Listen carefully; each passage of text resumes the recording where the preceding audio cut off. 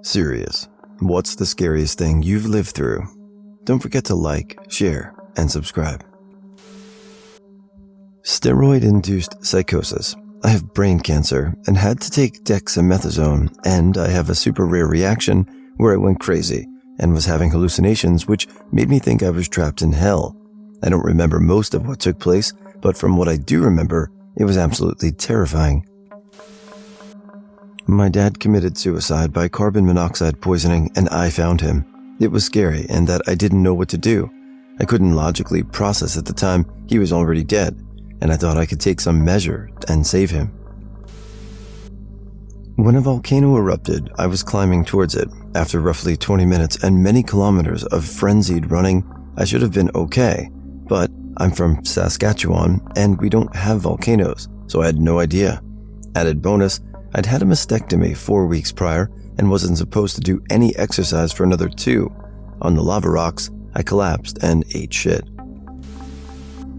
After being run over by a car, I have had amnesia 3 times. Third time was the scariest moment of my life. You know you should know who you are, where you are, but there is a solid black wall between you and you. Lasted 4 hours. I was on a public transit bus to go to high school one morning. I usually walked, but it was so cold that day. So I'm on a bus alone, and it's like 6 a.m. and still dark because of winter. Dude gets on the bus. He could sit anywhere he wanted. He sits right behind me. He grabs my hair and sniffs it with this nasty sounding inhale. Keep in mind, I'm 15, and I just hop off the bus and speed walk to school. He got off and followed me. For this 2 to 3 minutes of walking, I kept thinking of what my family would think if I went missing. I got to school safely, but yeah, I still think about that sometimes. My father was a drug dealer, alcoholic, and pedophile. It started on my 6th birthday. I found my voice at 19 when he decided we should have a baby. I told him I would tell the doctor if it happened. He whipped me with his belt until he drew blood, and then got in the car and left. He was found by some poor person the next morning in the car after gassing himself. I remember the police driving down our driveway and my mom collapsing when they told us. I was elated. I've done years of therapy and I have a reasonable life, but I'll never be okay.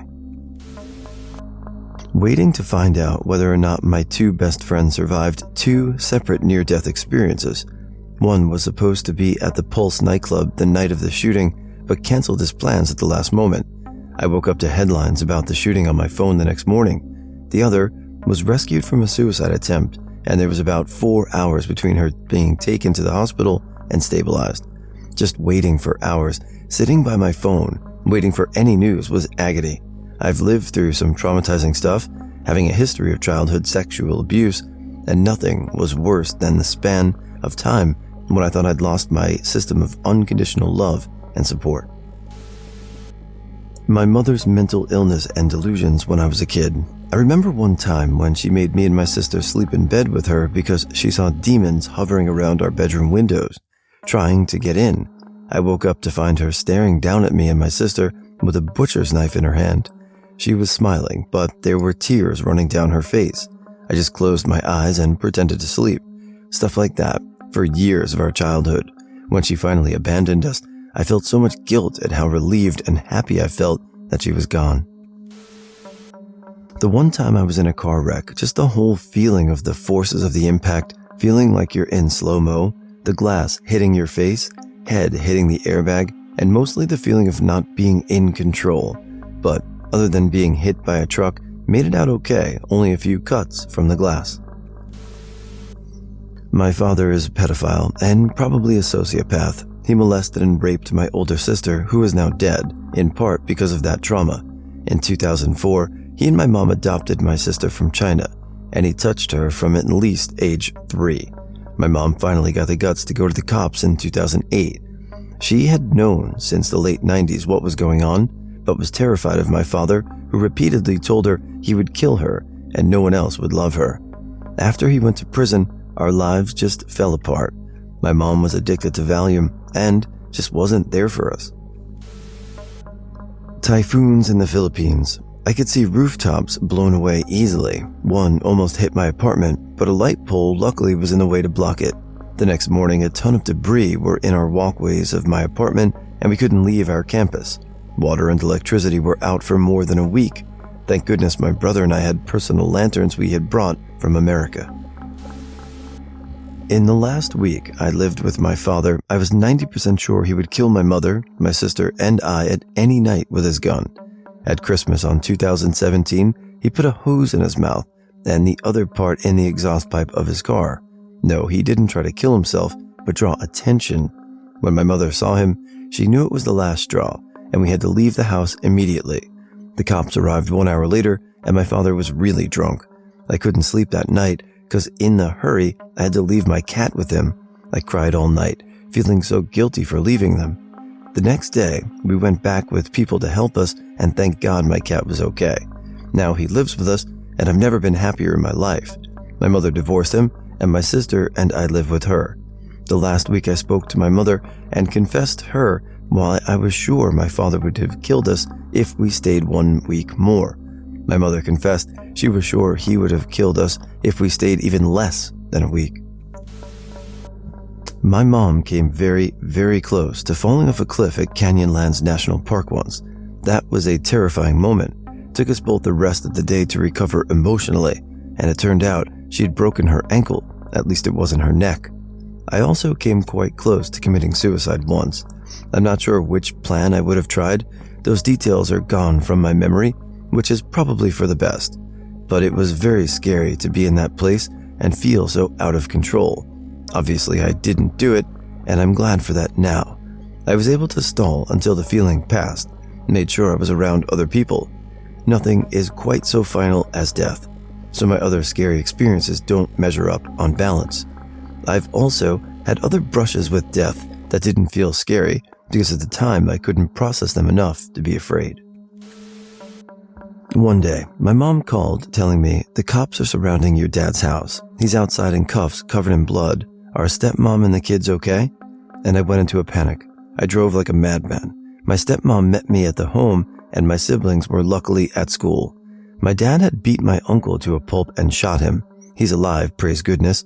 Crime scene wouldn't clean until we cleaned personal belongings, fridge, deep freeze, etc. So I took it upon myself to help my stepmom. When we walked in the house, it was like a horror film from the kitchen to the bathroom to the bloody handprint slid down the door. Some of it wasn't dried after the 8 hours we sat outside. Some things were left behind, like a bloody, splinted chair leg. I ended up miscarrying the next day. It absolutely ruined me. Worse off, my dad, I've feared most of my life, may get off easy on these charges, even as a known felon and repeat offender due to some circumstances. Special needs uncle can't recall the story, and uncle was on meth at the time of attack. Dad was just drunk as usual. However, spent years saying he'd kill him if he had the chance, as he hated how slow he was.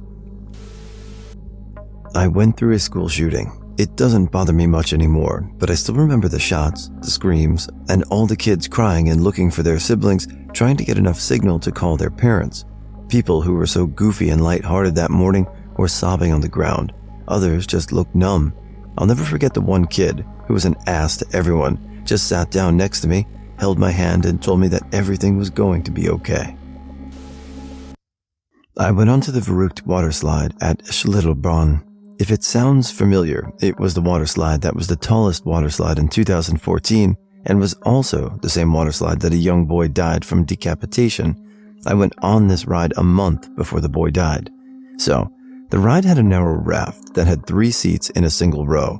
I remember sitting on the back of the raft and looking for a seatbelt or a safety harness, only to find out the only thing strapping you in was a Velcro strap that went over one shoulder. That was it.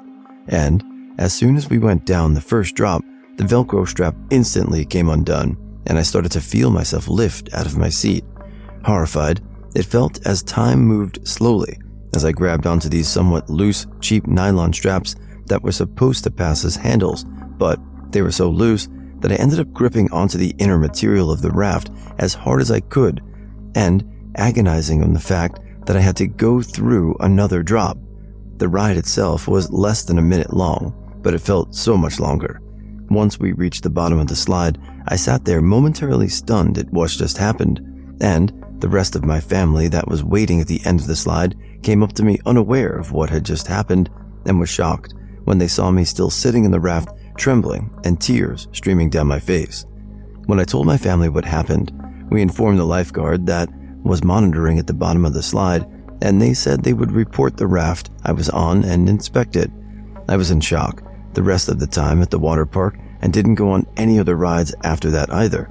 I told as many people as I could about the lax safety precautions that ride had, and then a month passed and I saw the incident with the death of the boy on the same ride and instantly got chills. It sunk in that I really could have died that same way that poor boy did if I wouldn't have had a death grip on the sides of the raft. On a flight with my husband and 3-month-old daughter, our plane suddenly had to be diverted to a nearby airport, even though our destination was only about 30 minutes away. The flight attendants came around to teach us the brace for impact position. I had a special one for bracing for impact with a baby. People were quietly panicking and praying. My husband's anxiety was through the roof, and I just accepted that this might be how we go. Once we landed, we saw that an entire fleet of ambulances was waiting for us.